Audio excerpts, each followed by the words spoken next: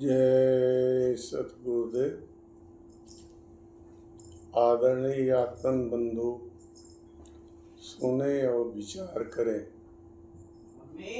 क्या विचार करें? हम कोई काम जब करते हैं तो उसका परिणाम जो सामने आता है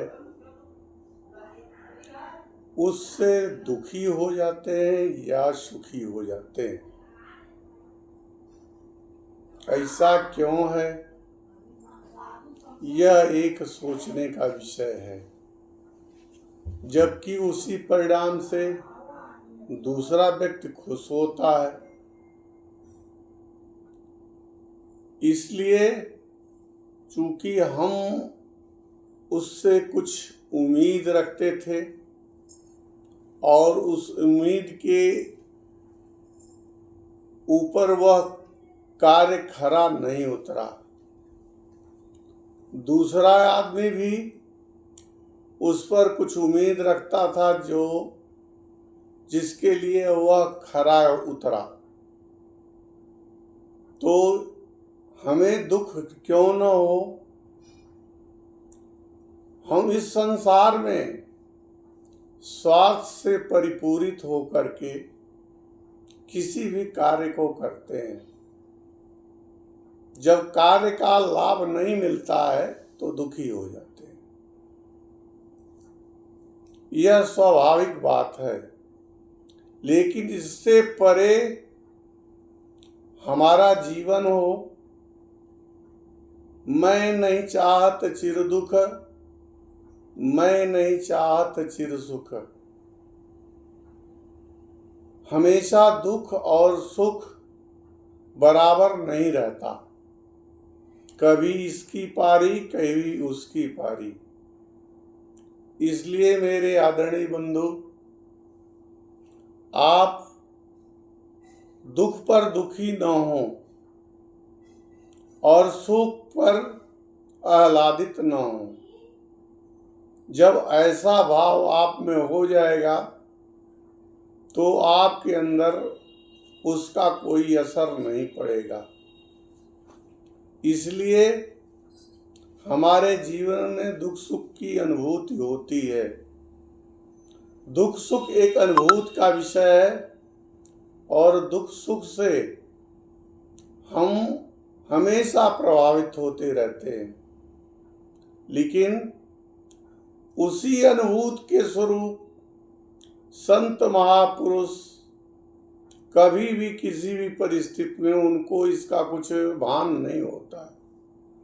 कौन आ रहा है, कौन जा रहा है, किसका लाभ हो रहा है, किसका हानि हो रही है, यह उनके जीवन में नहीं है। इसलिए अगर आपको सुखी रहना है तो इससे दूर रहिए, तभी आपको दुख सुख का अनुभव नहीं होगा। लेकिन समस्या इस बात की है कि यह तो हमें क्या, अबोल प्राणी को भी महसूस होता है, पशु पक्षी को भी होता है। इसलिए हमारे अंदर कैसे इसकी अनुभूति न हो, उसके लिए शाश्वत नियम है। प्रकृति ने हमको क्या किया है? मन मस्तिष्क दिया है।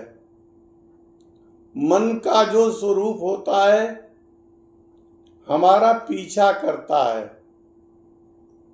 और यह मन से ही संदर्भित होता है। और इसको जब हम श्वास से जोड़ लेंगे तो मन काबू में आ जाएगा। श्वास को कैसे जोड़ेंगे?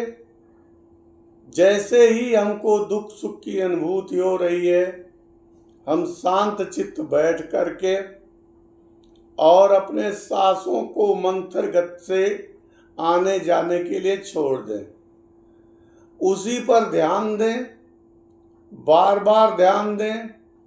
एक ऐसी स्थिति आएगी जिस स्थिति में हमें दुख सुख से दूरी बन जाएगी और हमारा चित्त शांत हो जाएगा। हम जब कोई मुकदमा हार जाते हैं बहुत दुखी होते हैं, जीत जाते हैं बहुत खुशी बनाते हैं। हमारे पास कोई पुत्र नहीं है, अगर पुत्र पैदा हो गया बहुत खुश हो गए। अगर वो पुत्र ईश्वर कृपा से इस संसार में नहीं रहा तो बहुत हाय तौबा चिल्लाते हैं।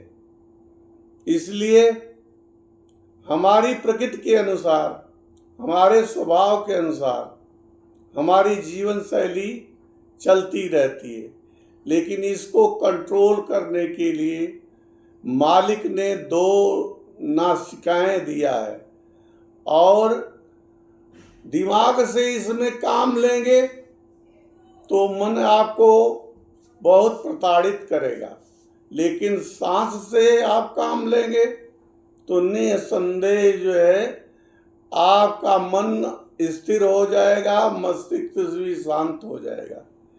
इसलिए इन सब बातों पर विशेष ध्यान दें ताकि आपको सुख दुख का कोई असर न पड़े।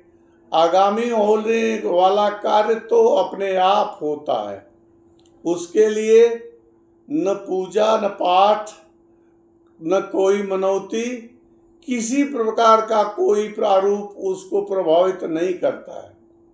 जो होना होगा वही होगा, जो नहीं होना होगा वो नहीं होगा। हम करते क्या हैं, एक बहाना मिल जाता है पूजा पाठ करने से और होना जो रहेगा वही होगा। तो इसलिए मैं यही कहूँगा कि आपके अंदर एक महान शक्ति है जो आपके नासिका के द्वारा आती और जाती है। इस पर हम नहीं ध्यान देते हैं और दुखी हो जाते हैं। इसलिए इन सब बातों पर जरूर विचार करें ताकि मालिक आप सबका कल्याण करें। जय सतगुरुदेव।